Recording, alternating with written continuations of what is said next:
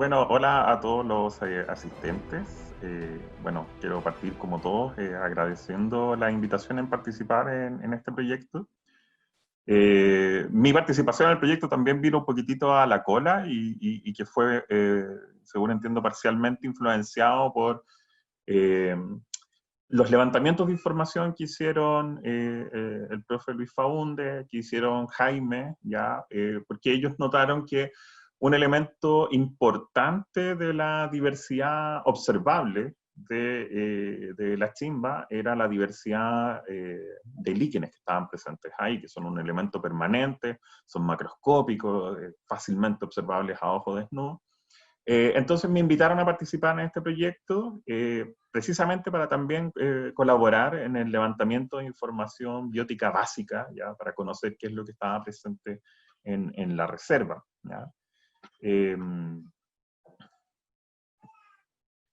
yo les voy a presentar ¿ya? Los resultados que tenemos hasta ahora de este trabajo.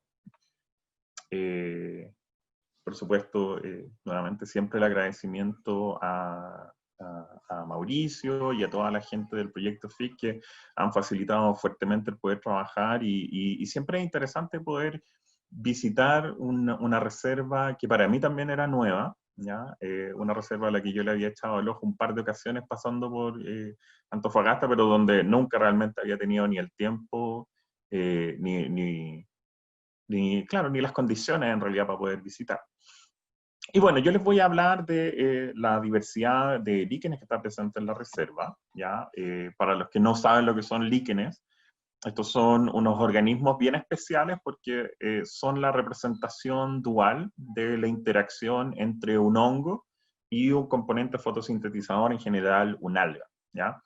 Y en estos organismos el hongo es el que normalmente entrega la morfología general y al interior de estos organismos nosotros tenemos colonias de algas que están haciendo fotosíntesis, ¿ya? Entonces, estas algas se benefician de la relación porque le están entregando los productos de la fotosíntesis a estos hongos, y estos hongos, como todos los hongos, ¿ya? Que tienen todos más o menos la misma estrategia, ellos degradan materia orgánica para obtener energía, ellos utilizan estos excedentes de las algas para alimentarse, a la vez que le entregan un ambiente propicio a estas algas en el que pueden sobrevivir y donde la energía que esas algas gastarían, si fueran de vida libre, que gastarían para responder a las condiciones ambientales, no la gastan en eso porque el hongo es el que está cumpliendo esa función.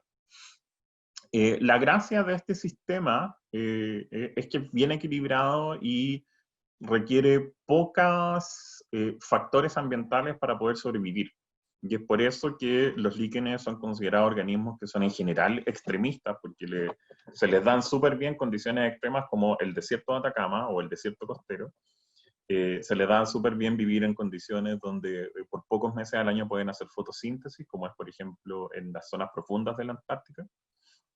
Y son súper buenos colonizadores porque como pueden resistir con sistemas autocontenidos más o menos, se sitúan rápidamente, por ejemplo, en zonas de retroceso de glaciales y en lugares donde en general otros organismos que tienen necesidades hídricas más fuertes no pueden sobrevivir. Entonces, por eso que en algunas partes del desierto de Atacama, donde nosotros no tenemos ningún tipo de representación de organismos macroscópicos vivos, ¿ya? Quizás algunos artrópodos o algunos insectos en general, pero que no vemos plantas, es súper común poder encontrar líquenes, ¿ya? Eh, no tienen sistemas de excreción, así que dependen enteramente de la disponibilidad de agua ambiental, y es por eso que el desierto costero de Chile es uno de los lugares principales de diversificación y endemismo de especies de líquenes en el país, ¿ya? Porque viven ahí en condiciones súper específicas en estos ambientes que en general se denominan como oasis de neblina. Y por eso en general uno puede pensarlo, así como pensarlo en fácil, a que los líquenes son hongos que han descubierto la agricultura, ¿ya? En general se utiliza el término simbiosis para referirse a los líquenes, ¿ya? A mí me gusta hablar más de una relación simbiótica mutualista, me gusta ponerle apellido, porque las simbiosis son básicamente asociaciones donde dos organismos viven juntos, ¿ya? Y todos los organismos vivos, todos vivimos juntos, ¿ya? Nosotros tenemos un montón de bacterias que nos permiten alimentarnos, y somos dependientes de ellas para sobrevivir. Entonces, en cierta medida, cabemos también dentro de esta noción general. Pero en el caso específico de los líquenes, ambas partes tienen un beneficio, ¿ya? Los hongos que forman líquenes son obligados, ellos necesariamente tienen que estar asociados con estas algas para poder completar sus ciclos de vida, pero en el caso de las algas es un poco más flexible, ¿ya? Hay algunas algas que en distintas condiciones ambientales prefieren ser de vida libre o prefieren estar asociadas a un hongo y sobrevivir en esa condición. En relación a lo que sabemos de Chile, la información es bien dispersa porque, como en casi todas las disciplinas taxonómicas de Chile, ha existido poca inversión estatal y por tanto el conocimiento es escaso y está basado fuertemente casi en esfuerzos personales, ¿ya? Es por eso que, por ejemplo, tenemos un conocimiento más o menos acabado, después de casi 200 años de historia, de la flora que está presente en el país. Estamos hablando solamente de las plantas, pero no tenemos tan claro qué está pasando con un montón de grupos que caen dentro del reino animal, ¿ya? De los mamíferos estamos bien, aves bien, pero otros grupos más primitivos o más difíciles de estudiar sabemos súper poco y hay muy pocos especialistas. En general, en el rubro de los hongos eso ha pasado históricamente, donde históricamente han habido muy pocos especialistas y por tanto el conocimiento total que tenemos de la diversidad de hongos en Chile es súper reducido. Y en el caso de los líquenes no es una excepción. Ya tenemos un par de casos bien destacables, como es el caso de la profesora Wanda Quilot y el equipo en el que ella participó, el profesor Jorge Redón, quienes ellos durante los años, desde los años 70 hasta los principios de los años 90, particularmente Jorge Redón, y luego continuando hasta el 2000, pasadito el 2000 con Wanda y su equipo, ellos fueron los principales impulsores del conocimiento de la biodiversidad de líquenes presentes en Chile, ¿ya? Y en una de las primeras versiones de los trabajos de compendio de la CONAMA en ese momento, actual Ministerio del Medio Ambiente, de la biodiversidad de Chile, este trabajo 1995 que se llama La diversidad biológica de Chile. Y en este trabajo, Wanda indica una serie de números para la diversidad presente en el país, y yo me quiero centrar, por supuesto, en la región de Antofagasta en este momento. Y ella mencionaba unas 250 especies en 62 géneros y hablaba que el conocimiento de la región era regular. Y esto es súper interesante porque se dice que el conocimiento de la diversidad presente en la región es regular, pero esto está basado eminentemente en un único trabajo que se hizo en el Parque Nacional Morro Moreno, ¿ya? Donde hay una revisión de los líquenes presentes en Morro Moreno, donde se presentan aproximadamente unas 160 especies, ¿ya? Y convierte, por tanto, ese lugar en un hotspot de biodiversidad para la costa del norte de Chile. Pero interesantemente, existen pocas referencias o pocas menciones a la diversidad de líquenes que está presente en la Chimba a pesar de su cercanía, ¿ya? Y por tanto, estos números son curiosos, por decirlo menos, porque quizás representan solamente una revisión parcial del conocimiento de la biodiversidad de la región de Antofagasta. Pero en un salto cuántico ya hasta el año 2020, de este año 2000,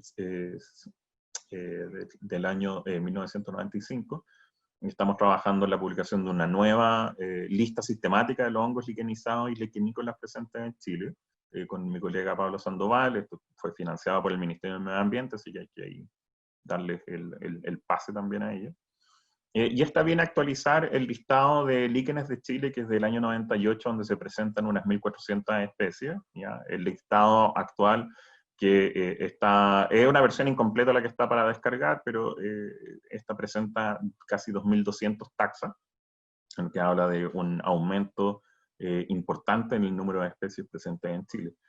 Pero parte de este estudio también nos permitió hacer una caracterización de la diversidad de especies de líquenes que están potencialmente presentes en Chile.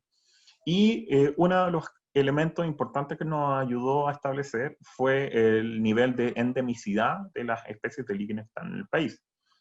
Y no sé que también lo pueden ver ustedes, ¿ya? Pero una de las cosas que destaca es precisamente la península acá de Mejillones, donde nosotros tenemos en un alto endemismo, ¿ya? y esto está dado precisamente por la cantidad de especies que nosotros vamos a encontrar en Morro Moreno y en lugares circundantes, como por ejemplo en Paposo, y que tienen una distribución restringida precisamente a esta zona. Otros lugares de Chile que tienen un alto endemismo también sigue siendo toda la costa del norte grande y norte chico de Chile, ya toda esta zona que tiene una gran influencia costera producto de la Camanchaca, de lo que se ha hablado mucho hoy día y que básicamente mantiene estos ecosistemas costeros. Y también en la zona central, ¿ya? Donde nosotros tenemos que existe un alto endemismo también, pero esto también puede ser un efecto de lo fácil que es estudiar y analizar las especies de líquenes que están potencialmente presentes en la zona central. Y finalmente, otro foco de endemismo se presenta en el sur austral, en la región de Magallanes, ¿ya? Y que eso tiene que ver también con el atractivo que representa este lugar para investigadores que en algunos casos hacen el salto hacia la Antártica, o que están buscando comparar la diversidad que se puede encontrar en los países nórdicos con otros ambientes de características semejantes que sería la región de Magallanes. Pero junto con esto también tenemos un número estimado de especies, ¿ya? Y esto por supuesto es una representación parcial, y bajo este trabajo tenemos una riqueza que es cercana a las 200 especies, ¿ya? Y eso considerando los cambios taxonómicos que han ocurrido en los últimos años, lo que implica la sinonimia de especies, pero también esto es un resultado parcial porque este listado que se presenta acá de las riquezas potencialmente presentes en distintas regiones del país se basa eminentemente en aquellos resultados que pudimos obtener en la realización de este checklist, y que no considera las casi 2.200 especies, sino que unas 1.900. Entonces, por eso existen diferencias en estos números. Pero lo interesante de esto es que nos entrega una película un poquito más actualizada de la diversidad potencial de especies presentes en Chile. Y también nos habla un poquitito de dónde están los problemas de visita y de colecta, ¿ya? Por ejemplo, en la región de Valparaíso nosotros vemos que hay casi 600 especies, y eso es porque bajo el prisma administrativo de la región de Valparaíso también se incluye Juan Fernández y Rapa Nui. Y ahí hay otra diversidad que es un poquito más alejada, particularmente en Rapa Nui, que tenemos elementos más polinésicos en la diversidad de líquenes, pero habla principalmente también de cómo se incluyen estas áreas que son diversas y que difieren fuertemente de aquello que nosotros podríamos encontrar en la zona continental de la quinta región. Y Magallanes es porque es un foco de visita por todos sus atractivos turísticos y también por esta combinación de factores de representatividad de climas que no son tan comunes en el hemisferio sur. Y esto pone en perspectiva básicamente lo que conocemos sobre la región de Antofagasta. El trabajo que les mencionaba en Cerro Moreno, el único trabajo publicado hecho específicamente para conocer la diversidad de algún grupo funcional, perdón, de algún grupo de líquenes o de alguna zona en el norte de Chile. No obstante, existen otras menciones con descripciones de algunas especies, incluido algunas especies que fueron colectadas en la Chimba. Y si nos tratamos de centrar específicamente en la región de Antofagasta, acá nosotros podemos ver que la mayor parte de la riqueza de especies, que son los colores más claros acá, se concentra en la costa de la región de Antofagasta, y particularmente en todo lo que es la bahía de Antofagasta y Cerro Moreno, ¿ya? Y acá destaca fuertemente justamente la entrada a los valles donde está la Chimba, ¿ya? Entonces, con el conocimiento que tenemos ahora, podemos decir con bastante tranquilidad de que las Chimba, junto con Cerro Moreno, concentran buena parte de la diversidad de especies presentes en la región de Antofagasta, y por tanto los pone en un lugar de importancia a la hora del planeamiento de la conservación. El trabajo que hicimos en la Chimba, dado que fue en condiciones un poquitito al término del proyecto, pudimos visitar solamente durante 3 días, hicimos 3 estaciones. Mauricio me llevó a los lugares calados que él conocía y que él estimaba que eran los más interesantes para la evaluación de la diversidad de líquenes, y que incluyeron básicamente la quebrada de la Chimba, la subida hacia el cerro, hacia los miradores nuevos que ellos están generando, y la quebrada Guanaco, ¿ya? Y lo interesante de esto es que los registros que nosotros hicimos en estos puntos están dentro de un gradiente altitudinal, ¿ya? Que va desde aproximadamente los 450 metros hasta casi los 800 metros sobre el nivel del mar. Y por tanto nos podía dar una idea de cómo afectaba esta altitud y el consiguiente capacidad de captura de agua que se ha observado en otros oasis de neblina en la diversidad de líquenes. Ya un primer alcance sobre esto lo hemos estudiado en el sector de Alto Patacha, al sur de Iquique, donde hemos visto que a medida que subimos en el gradiente altitudinal, la frecuencia de eventos de neblina favorece una mayor diversidad, ¿ya? Y eso lo asociamos, por supuesto, a la mayor disponibilidad de agua, y lo asociamos también a que la neblina no solamente está proporcionando agua, sino que está proporcionando horas de sombra, ¿ya? Lo que permite que existan ciertos procesos fisiológicos que guardan relación con la concreción completa de la fotosíntesis, que no ocurren necesariamente a altas temperaturas completamente expuestos al sol, y que además hay una alta disponibilidad de agua. Entonces, bajo esa noción, nosotros hicimos la revisión y a la fecha hemos encontrado un total de 33 especies de líquenes, ¿ya? Lo que todavía podemos considerar quizá un numerito bajo, considerando la diversidad que está observada en Cerro Moreno, pero también se diferencia ahí porque Cerro Moreno es una formación geológica mucho más alta y por tanto el impacto que puede tener la captura de neblina ahí y el efecto de sombra que hace la neblina puede ser aún mayor. Y al mismo tiempo, la cobertura vegetal, como se ha visto en la literatura y como lo mencionaba hace un rato el profesor Faunde, guarda relación también con una mayor cobertura vegetacional. Y eso también entrega mayor heterogeneidad y favorece que existan mayor cantidad de nichos en los cuales se pueden situar líquenes. Pero interesantemente, tenemos 33 especies. De estas especies, 7 están en alguna categoría de conservación y una de ellas está considerada en peligro, ¿ya? Porque es una especie que conocemos únicamente de 2 localidades de la región de Tarapacá, cerca al sur de Iquique, y esta sería una tercera localidad para la especie Redonia chilena, ya extendiendo su distribución para hacerla no solamente endémica a la región de Tarapacá, sino que extenderla hasta la región de Antofagasta. Sobre la diversidad, ya números interesantes, del total de 33 especies que encontramos, 21 de ellas son endémicas, ¿ya?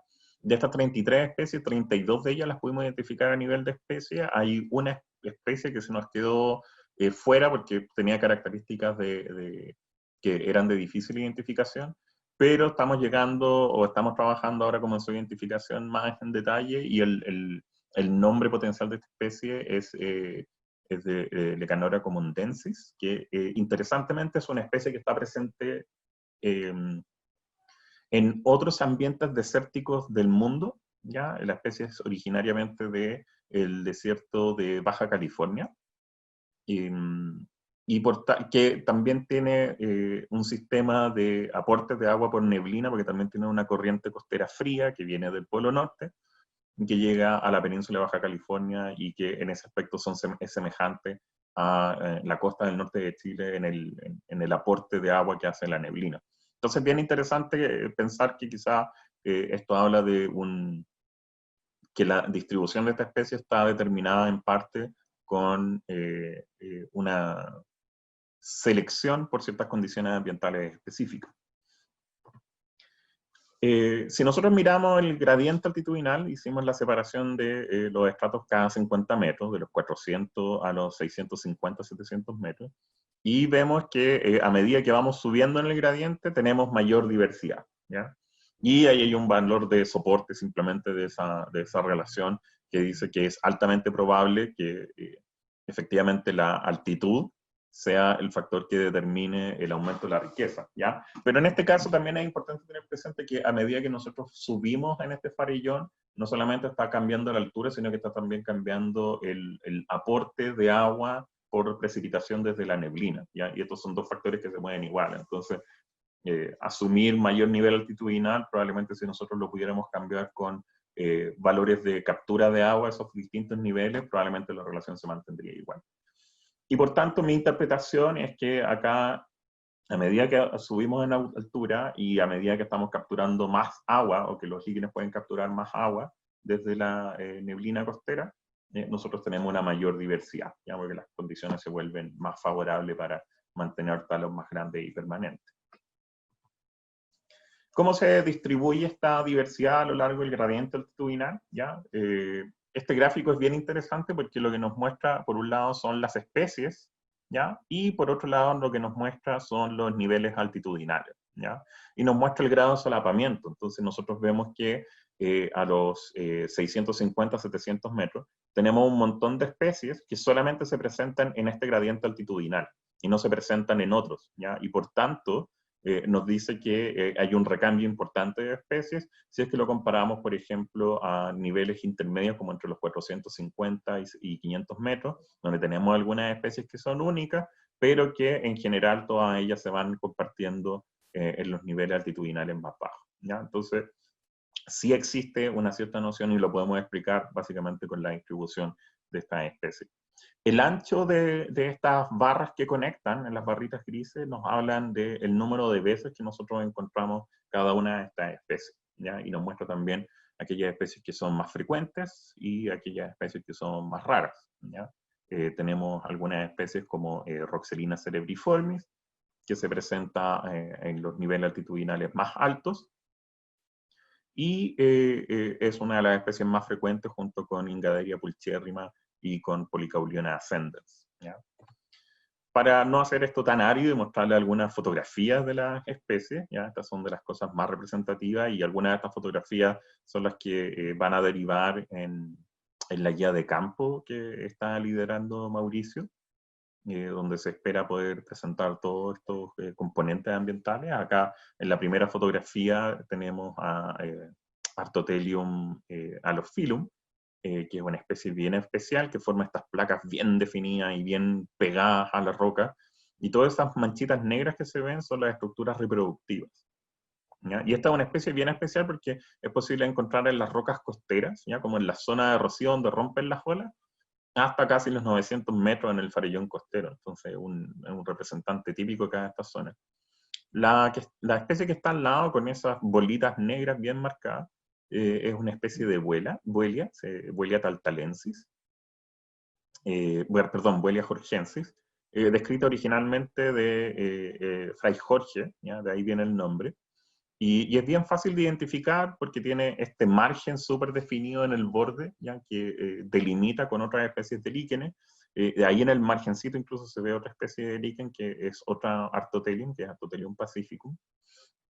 Y abajo en este cojincito bien tridimensional es una especie endémica de la costa norte de Chile, que es Caloplaca pergracilis, ¿ya?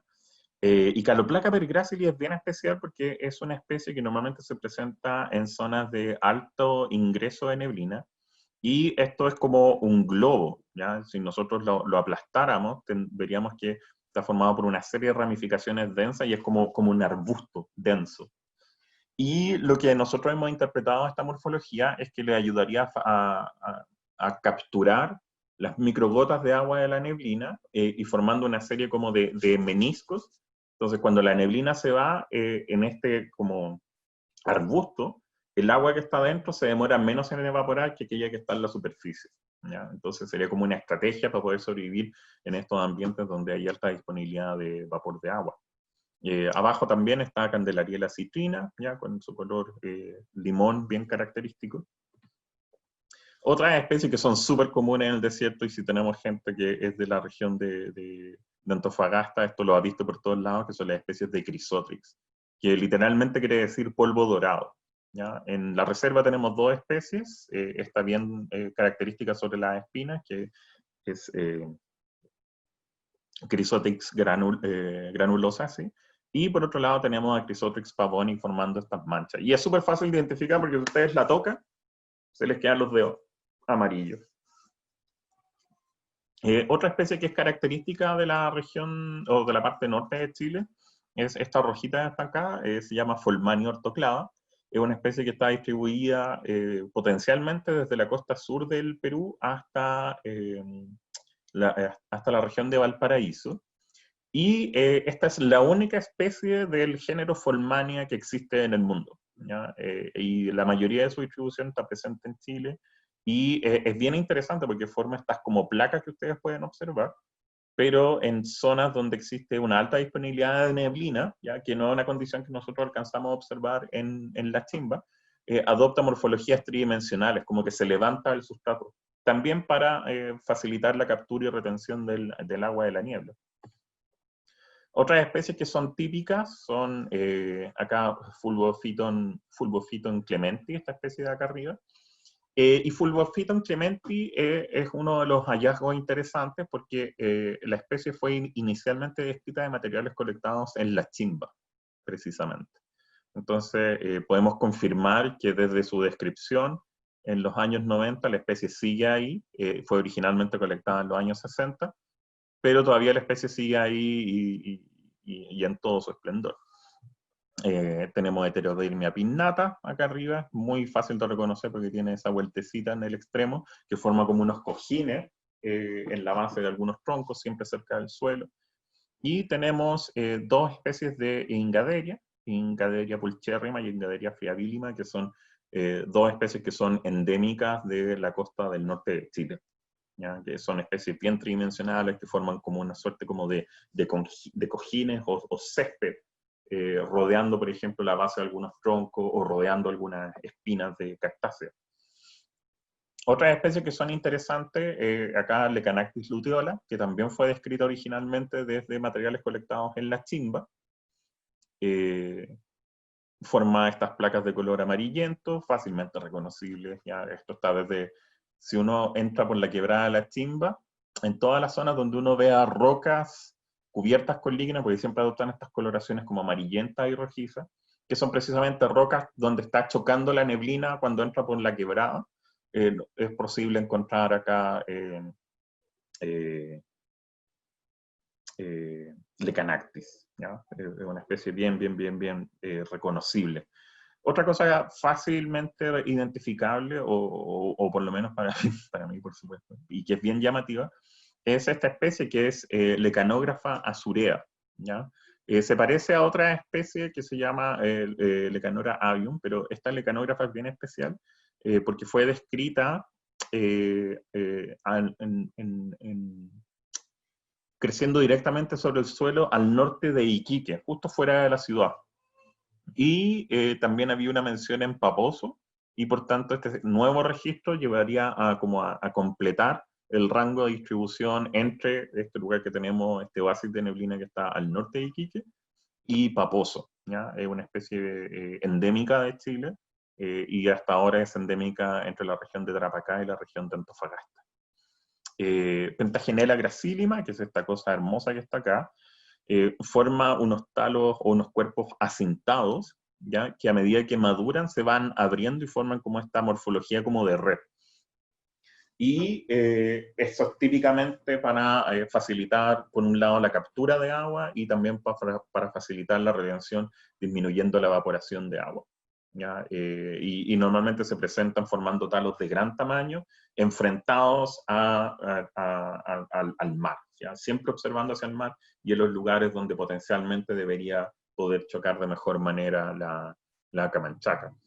Y son un súper buen indicador para investigadores que trabajan en neblina, porque cuando van a estos oasis de neblina y ven muchos líquenes, ese es el lugar donde ellos tienen que colocar su neblinómetro, porque ahí es donde está llegando todo.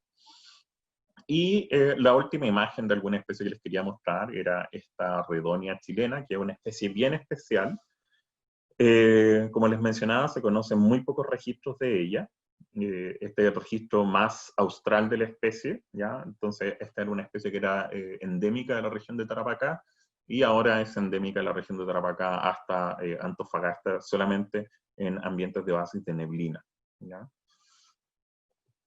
Ahora, ¿qué importancia tiene este conocimiento? Bueno, yo les mostré hace un ratito este modelo de la distribución de la riqueza de líquenes en la región de Antofagasta, Y si yo hiciera un modelado de los ambientes donde estos líquenes pueden estar y la probabilidad de ocupación, nosotros vemos que en el periodo actual, y si yo hiciera un cálculo del uso del territorio, cerca de 254.000 kilómetros cuadrados presentan las condiciones ambientales que probabilísticamente permitirían la presencia de líquenes, ¿ya?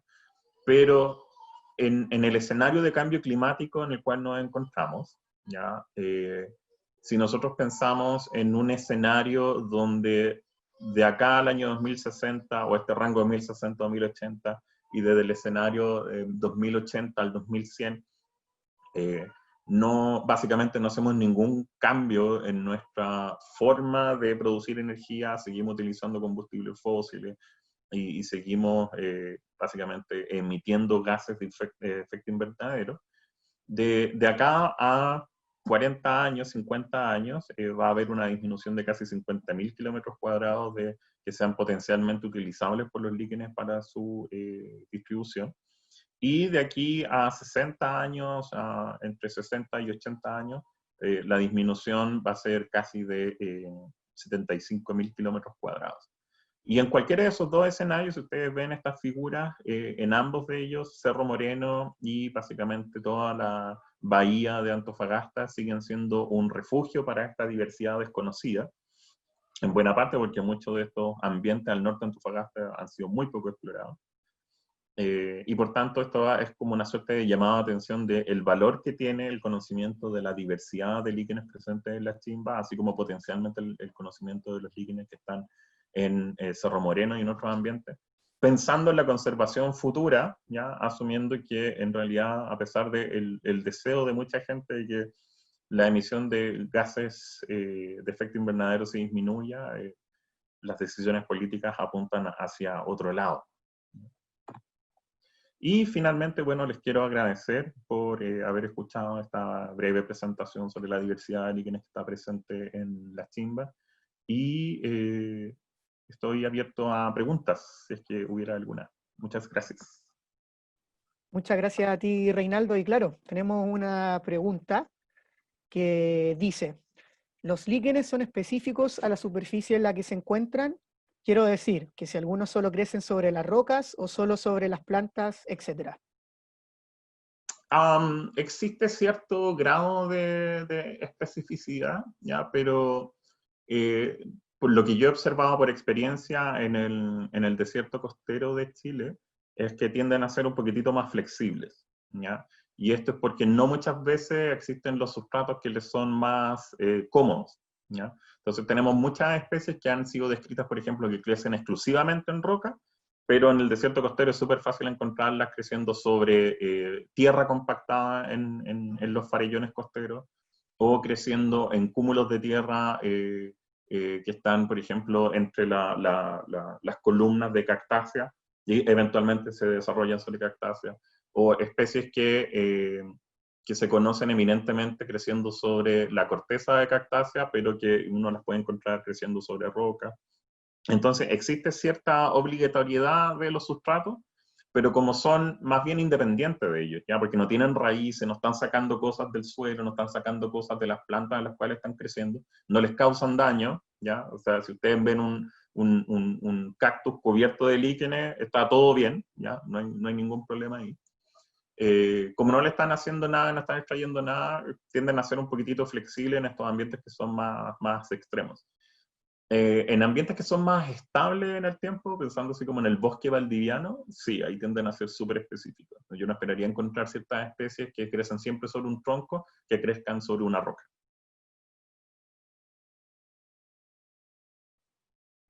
Perfecto. Bueno, y Francisca Roldán también pregunta algo más o menos parecido. ¿Hay alguna correlación entre los tipos de líquenes y el tipo de basamento, tipo de roca y o calidad geotécnica de esta? ¿Existe algún estudio respecto a eso en alguna zona de Chile?